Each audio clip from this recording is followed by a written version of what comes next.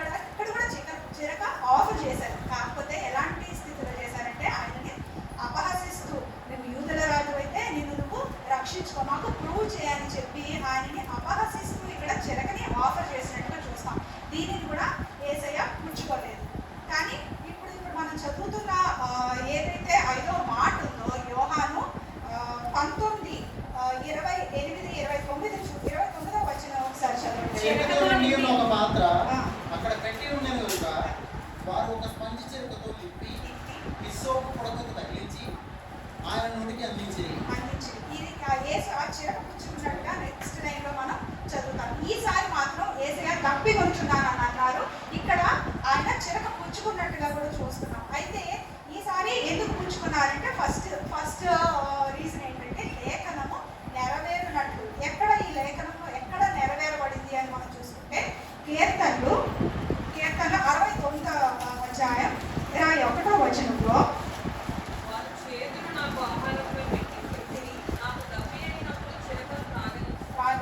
ఈ వాక్య నెరవేర్పు కోసం ఆయన ఇక్కడ చిరక పుచ్చుకున్నట్టుగా మనం చూస్తాం. అయితే సెకండ్ రీజన్ కూడా మనకి ఏం చేస్తారంటే అప్పటికి సమస్తమును సమాప్తమైనదని యేసు ఎరిగి, అంటే ఈయన యేసుకి ఏదైతే బాధ్యత తండ్రి అప్పగించారో అది నెరవేర్చారు శిలువలో. మరి మన పాపాల నిమిత్తము ఆయన బలియాగంగా ఆయన అక్కడ వేలాడుతున్నట్టుగా మనం చూస్తున్నాం. యేసయ్య పని అక్కడ అప్పగింపబడిన పని ఆయన సంపూర్తి చేసినట్టుగా మనం చూస్తున్నాం. అండ్ థర్డ్ రీజన్ వచ్చి తర్వాత మాట ఇంకా పలకాల్సిన 2 మాటలు ఉన్నాయి. అయితే ఇందాక నేను చెప్పినట్టు హైపోవోలిమియా అనే షాప్లో మరి నోరంతా కూడా కంప్లీట్గా డ్రై అయిపోయి, ఇప్పుడు మనమే చూడండి ఎండలో తిరుగుతాం, కాసేపు వాటర్ తాగకపోతే మన నోరంతా కూడా డ్రై అయిపోతుంది, మనకి అసలు మాట్లాడలేము, మనకి కళ్ళు తిరిగిపోయినట్టు ఇంకా రకరకాలుగా ఉంటుంది. అయితే మరి వేసి ఇంత బ్లడ్ లాస్ అయ్యాక ఆయన అప్పటికే ముందు 4వ మాట చదువుతున్నప్పుడు కూడా పాస్టర్ చెప్పినట్టు దగ్గరగా మరి ఆయన అరిచి మాట్లాడారు. మరి నెక్స్ట్ ఇంకా మాట్లాడాల్సిన మాటలు కూడా ఉన్నాయి కనుక మరి ఆ మాటలు మాట్లాడాలంటే ఆయన నోరు అన్నప్పుడే కంప్లీట్గా డ్రై అయిపోయింది. అయితే మనం ఇంకా చూసుకుంటే కీర్తనలు 22:15 వచనంలో నేను చదువుతాను. నా బలం ఎండిపోయి చిల్ల పెంగు వలె ఆయను, నా నాలుక నా దౌడను అడ్డుకొని ఉన్నది. మరి ఈ వాక్యం మనం చూసుకుంటే యేసయ్య స్థితిని క్లియర్గా చెప్తున్నట్టుగా మనం చూస్తున్నాం. నా నాలుక నా దౌడను అంటున్నది. ఆయన నోరంతా కూడా డ్రై అయిపోయి ఆయన పరిస్థితిని ఇక్కడ చూపిస్తున్నట్టుగా చూస్తున్నాం. ఎంతో వేదన, మరి అంత ఆ స్థితిలో ఉండి మరి ఆయన నెక్స్ట్ మాట మాట్లాడాలంటే ఆయన నోరు తడిపోవాల్సిన స్థితి.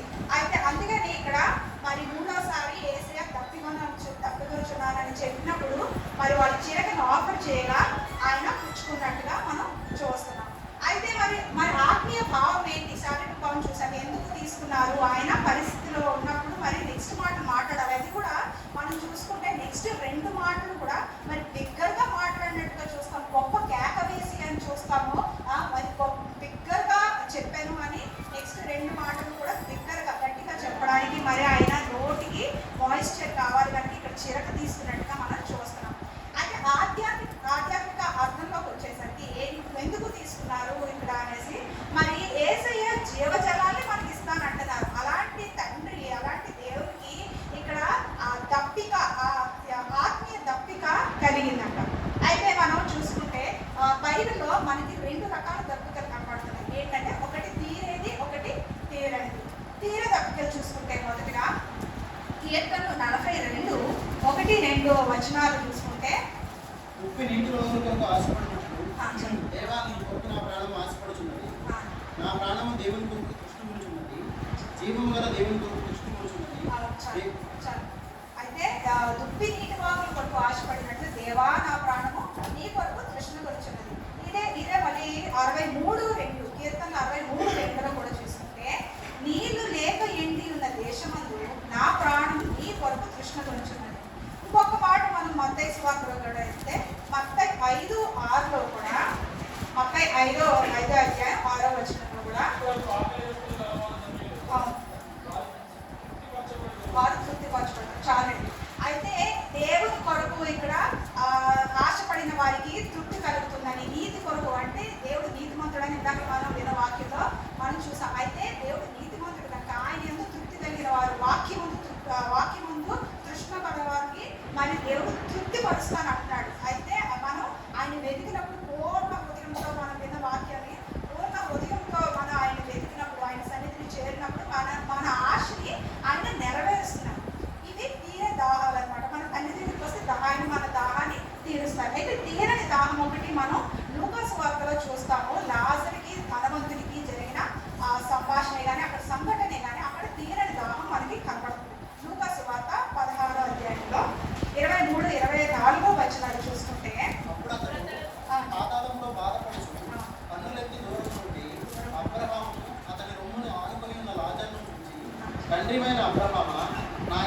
కనికరపడి తన వ్రేలి కొలను నీళ్లలో ముంచి నా నాలుకను చల్లార్చుటకు లాజరును పంపను.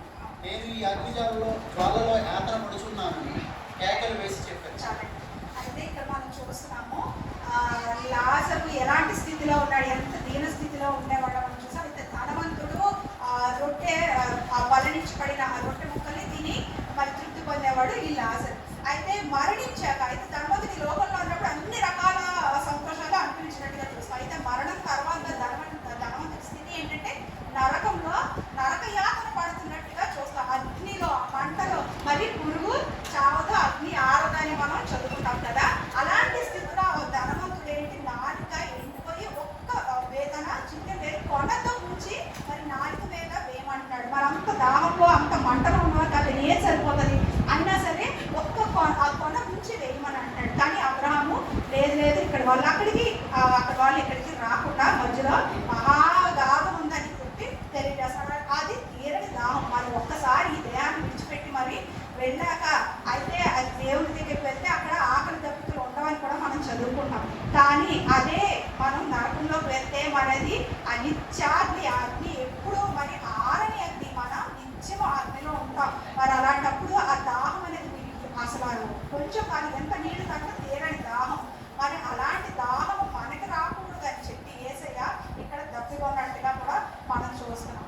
తర్వాత సంఘటనలో కూడా మనం చూస్తే యోహాను సువార్తలకు వస్తే మనందరికీ బాగా తెలిసిన సంభాషణ సమరయ స్త్రీతో యేసయ్య సంభాషణ గురించి మనం చూస్తాము. సుకార్ అనే యాకోబు వారి దగ్గర సమరయ స్త్రీతో యేసు 4వ అధ్యాయం 7వ వచనంలో సమరయ స్త్రీతో యేసయ్య మాట పలుకుతున్నారు. నాకు 7వ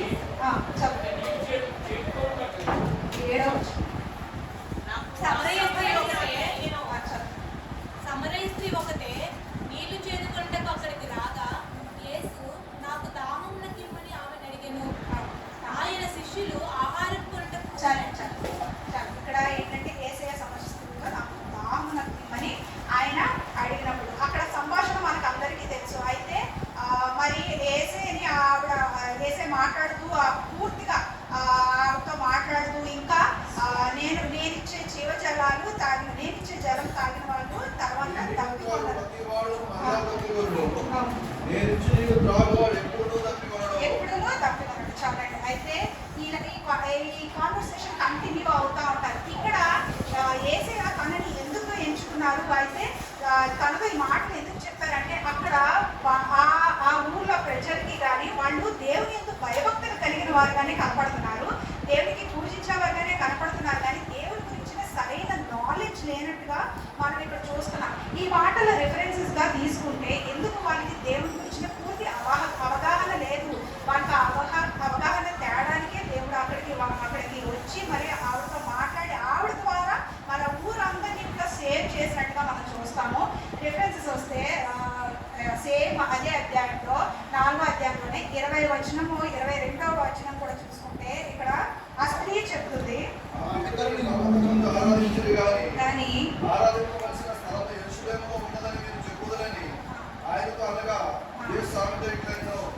చాలండి ఇక్కడ చాలండి.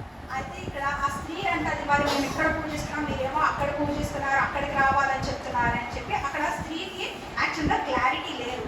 అయితే ఇక్కడ యేసయ్య ఏమంటున్నారంటే 22వ వచనం కూడా ఒకసారి చూస్తున్నాం. మీరు నీకు తెలియని దానిని ఆరాధించువారు, మేము మాకు తెలిసిన దానిని ఆరాధించువారు, రక్షణ యూదులలో నుండియే కలుగుచున్నది. చాలండి. అయితే ఇక్కడ యేసయ్య చెప్తున్నారు, ఇక్కడి నుంచి మరి యేసయ్య చెప్తున్నారు దేవుడు ఎక్కడ ఉన్నారు, ఎక్కడి నుంచి వచ్చారు, ఇవన్నీ కూడా వాళ్ళకి క్లియర్గా చెప్తూ మరి జీవజనాల గురించి చెప్తూ ఒక క్లారిటీ ఇచ్చినట్టుగా అవన్నీ విన్నాక ఆ స్త్రీ ఈయనే కదా యేసయ్య, మరి నీతో మాట్లాడుతున్న వాడిని నేనే కదా అనేసి యేసయ్య అక్కడ అంటారు.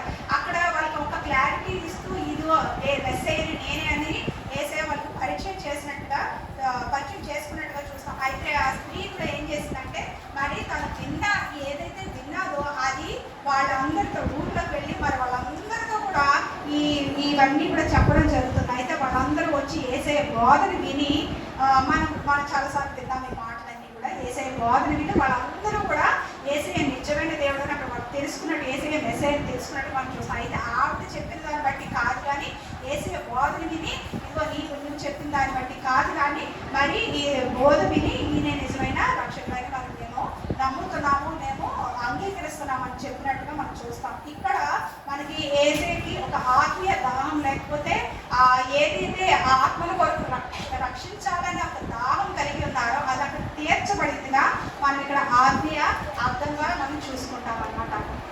అయితే మనకు ఒక్కసారి ఈ సిలువలో ఈ 19వ అధ్యాయంలోనే 29 వచ్చిన ఒక్కసారి చూసుకుంటే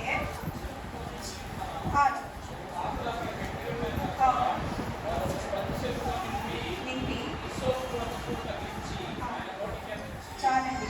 అయితే ఇక్కడ మెన్షన్ చేసిన ఐటమ్స్ ఒకసారి చూసుకుంటే హిస్సోపు కూడా, హిస్సోప్ అని అంటారు. హిస్సోప్ ఇక్కడ మనకి మనం చూసుకుంటే హిస్సోప్ అనేది పస్కా బలి పశువు దగ్గర అక్కడ నిర్గమకాండం 12వ అధ్యాయం 22వ వచనంలో మనకు ఉంటుంది. యేసయ్య ఎప్పుడైతే ఈ పస్కా బలి పశువుని మగ గొర్రెపిల్లని ఏడాది మగ గొర్రెపిల్లని బలి ఇచ్చి దాని రక్తాన్ని హిస్సోపులో ఉంచి మరి ద్వారబంధాలకు రాయమంటారు. సో దట్ ఎవరైతే ఇజ్రాయేలీలు వాళ్ళందరూ కూడా రాసుకున్న వాళ్ళు ఎవరికి కూడా మరి ఏ హాని కలగలేదు. వేరే ఈజిప్షియన్స్ అందరికీ కూడా మరి మొదటి సంతానంగా మరణించి ఉన్నారని మరి ఇందాక పాస్టర్ గారు కూడా చెప్పినట్టు ఆ రోజు పస్కా పండుగ. మరి ఇవన్నీ చూసుకుంటే యేసయ్యని ఇక్కడ మనకి పస్కా బలి పశువుగా మనకి చూపిస్తున్నట్టుగా మనం చూస్తున్నాం. ఎందుకంటే మన పాపాల నిమిత్తం మనం ఏదైతే మరి ఆనాడు ఈజిప్షియన్స్కి పట్టిన స్థితి వాళ్ళు ఎలా మరణించారు, మనం అలాంటి స్థితిలోకి వెళ్లకుండా మనము ఈ మరణం నుంచి, ఆత్మీయ మరణం నుంచి రక్షింపబడి నిత్య జీవము పొందుకోవాలని చెప్పి యేసయ్య ఈ జీవ జలాన్ని మనకి అనుగ్రహించే నిమిత్తము ఆయన తప్పుకున్నట్టుగా ఇక్కడ ఈ హిస్సోపు కొడక అనేది మెన్షన్ చేయడం కూడా మనం పర్టికులర్గా ఈ వచనంలో 19:29లో మనం చూసుకుంటాం. ఇక్కడ యేసయ్యని పస్కా బలి పశువుగా చూపిస్తున్నారు. అయితే మనం చూసుకున్న ఆత్మీయ దాహము గురించి కానీ శారీరక దాహం గురించి కానీ అయితే ఇంకా ఏంటంటే ఇలాంటి ఈ యొక్క ధనవంతుడు ఏదైతే దప్పిగా కొన్నాడో అలాంటి దప్పిక మనకు ఉండకూడదని మన కొరకు యేసయ్య తప్పుకున్నట్టుగా చూస్తాం. అయితే చివరి క్షణాలలో కూడా యేసయ్య ధర్మశాస్త్రాన్ని మరి ఆయన జ్ఞాపకం చేసుకుంటూ దాని నెరవేర్పు కోసం మరి మాట్లాడినట్టుగా ఆ ఆఖరి క్షణాలలో కూడా యేసయ్య ధర్మశాస్త్రాన్ని నెరవేరుస్తున్నట్టుగా కూడా మనం చూస్తున్నాం. ఇంకా ప్రకటనలు 21:6 కూడా చెప్తారు. రక్షణ దినాలలో ఉచితంగా అనుగ్రహింపబడుతున్న జీవజలాలు. ఇది మనం ఈ జీవజలాలు ఆయన ఉచితంగా ఇస్తున్నారు, మనం ఏమి పే చేయట్లేదు వాక్యం వినడానికి. సో మనకి అనుగ్రహింపబడుతున్న ఈ ఉచితమైన జీవజలాలు మరి మనం పొందుకుంటే ఆ నిత్య జీవం అనేది దేవుడు మనకు అనుగ్రహిస్తారంటున్నాడు. అయితే మనం పొందుకోవడమే కాకుండా మనము కూడా ఈ వాక్యాన్ని ఆ యేసు కలిగిన ఆ దప్పికను మనం కూడా కలిగి ఉండి మరి ఆ వాక్యాన్ని, ఆ జీవ జలాన్ని మరి అందరికీ పంచి యేసయ్య దప్పికను, మన ఆత్మీయ దప్పికను కూడా తీర్చుకోవాలని చెప్పి ఇక్కడ యేసయ్య ఆశపడుతున్నట్టుగా మనం చూస్తున్నాం అన్నమాట. దేవుడు తన పంపిన వాని చిత్తం ఇక్కడ నెరవేరుస్తున్నాడు. యేసయ్యని పంపిన వైనము ఇదంతా కూడా ఇక్కడ నెరవేరబడుతుంది, ఆ వాక్యాన్ని నెరవేరుస్తున్నారు. అయితే చివరి క్షణాల్లో కూడా ధర్మశాస్త్రాన్ని నెరవేర్చిన యేసుని మనం ఇక్కడ చూస్తున్నాము. ఆత్మీయ దప్పిక గురించి మనం ఎన్నోసార్లు విన్నాము. మరి అటువంటి ఆత్మీయ దప్పిక మనం కూడా కలిగి ఉండాలి. అయితే మరి ఆ నిత్య నరకాగ్నిలో ఏదైతే ధనవంతుడు అలాంటి దప్పిక కొన్నాడో అది మనం కొనుక్కున్నా ఉండాలంటే ఆయన ఉచితంగా ఇస్తున్న ఈ జీవ జలాన్ని మనం తీసుకొని మన ఆత్మీయంగా మనం రక్షింపబడాలి, రక్షణలోనికి వెళ్ళాలని ఆయన ఆశ, ఆయన కోరిక. దేవుడు ఈ మాటలను మన వినికిడిలో దీవించును గాక. ఐదవదిగా ఆయన మాట్లాడుతూ లేఖనములు నెరవేరునట్లు దప్పిక కొనుచున్నాను అని నేను ఆయన దప్పిక కొనుచున్నాను అని అన్నప్పుడు చరిత్రకారుడు ఫ్రెంచ్ సర్జన్ అయినటువంటి డాక్టర్ పీరీ పాల్బెట్ అనేటువంటి ఆయన డాక్టర్ ఎట్ క్యాలరీ అనేటువంటి పుస్తకాన్ని రాశాడు. ఈ డాక్టర్ ఎట్ క్యాలరీ అనే పుస్తకంలో ఒక వ్యక్తి తన శరీరములో రక్తము అది 2 లేదా 3% వచ్చినప్పుడు ఈ యొక్క హైపోవోలిక్ షాక్ అనేటువంటిది సంభవించింది. దాని ద్వారా నాలుక దవడనట్టుకుంటుంది, తీవ్రమైన దాహంలో ఉంటాడు. అయితే ఆ సమయంలో ఆ స్థితిలోనికి వెళితే సాధారణంగా ఒక వ్యక్తికి కలిగేది ఏదయ్యా అంటే కోమాలకు వెళ్ళిపోతాడు, చావుకు దగ్గరగా వెళ్తాడు. కానీ యేసు కోమాలో లేడు. యేసు కోమాలో లేడు అంటే ఈ వైద్యపరమైన సంఘటన ఆయన శరీరంలో జరగల. కానీ మత్తయి సువార్తలో ఒక చక్కని మాట అంటాడు. 5వ అధ్యాయము, మత్తయి సువార్త 5వ అధ్యాయములో 6వ వచనాన్ని మనం గమనిస్తే, నీతి కొరకు ఆకలి దప్పులు గలవారు ధన్యులు, వారు తృప్తిపరచబడుదురు. దేవుని నామానికి మహిమ కలుగును గాక. హల్లెలూయా. ఆయన మాట్లాడిన యోహాను సువార్తలో దప్పిక కొనుచున్నాను అన్న పదానికి డిస్పావో అనేటువంటి గ్రీకు పదాన్ని వాడారు.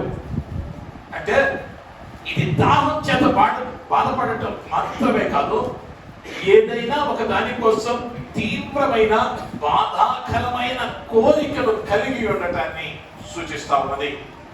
ఏదైనా ఒక విషయం కోసం తీవ్రమైన బాధతో కోరికను కలిగి ఉండట అన్న అర్థం ఇస్తా ఉన్నది ఈ డిస్పావో అనేటువంటి పదం. అంటే ఆయన ఏ కార్యాన్ని బట్టి అయితే వచ్చాడో, ఆయన అన్నాడు, నేను ఇచ్చు నీళ్ళు తాగువాడు ఎన్నటికి నేను దప్పిక కొనడు. అయితే ఆ జీవ జలమైనటువంటి క్రీస్తును ఇంకా లోకం తెలుసుకోలేదు అనేటువంటి నిరంతరమైనటువంటి వారు ఆయన తెలుసుకోవాలి అన్న దాహమే ఉన్నది. ఎందు నిమిత్తమైతే ఈ లోకానికి వచ్చాడో ఆ నీతి రాజు అయినటువంటి ప్రభువును వీరికి పరిచయం చేయాలి అన్న బాధే ఆయనలో ప్రస్ఫుటంగా కనిపిస్తూ ఉన్నది అన్న విషయాన్ని జ్ఞాపకం చేస్తూ ఉన్నాను. అనేక పర్యాయాల్లో మన ఆత్మీయ జీవితంలో కలిగి ఉండవలసిన దాహాన్ని మనం మరచిపోతూ ఉన్నాం. మత్తయి 5:6లో చెప్పినట్లుగా, మొదట నీటి కొరకు ఆకలి దప్పులు గలవారు ధన్యులు, వారు తృప్తిపరచబడుదురు. యేసుక్రీస్తు మరొక మాట కూడా అన్నారు, మొదట ఆయన రాజ్యాన్ని, ఆయన నీతిని వెతకండి, అప్పుడు అవన్నీ నీకు అనుగ్రహించబడును. దేనిని బట్టి మన దాహం ఉండాలి అంటే నీతి కొరకు దాహం కలిగిన వారంగా ఉండాలి. యేసు వేదనలో కూడా ఆయన నీతి రాజ్యం స్థాపింపబడాలని, ఎవరునూ నశించిపోకూడదని ఆయన దాహం కలిగిన వారిగా ఉన్నాడు. అది తీరని కోరికగా, నిరంతర ప్రక్రియగా అది కనిపిస్తూ ఉంది. అయితే రక్షించబడిన మనం నశించిపోతూ ఉన్న వారి పట్ల అది ఆత్మీయ దాహాన్ని కలిగి నీరు కాల్చగలిగిన స్థితిలో, ఆ ప్రక్రియ కొనసాగించేదిగా చేయగలిగిన స్థితిలో ఉన్నామా లేదా మనం ప్రశ్నించుకోవాల్సిన వారమై ఉంటున్నాం. అటు కృపను దేవుడు మనకు అనుగ్రహించును కాక.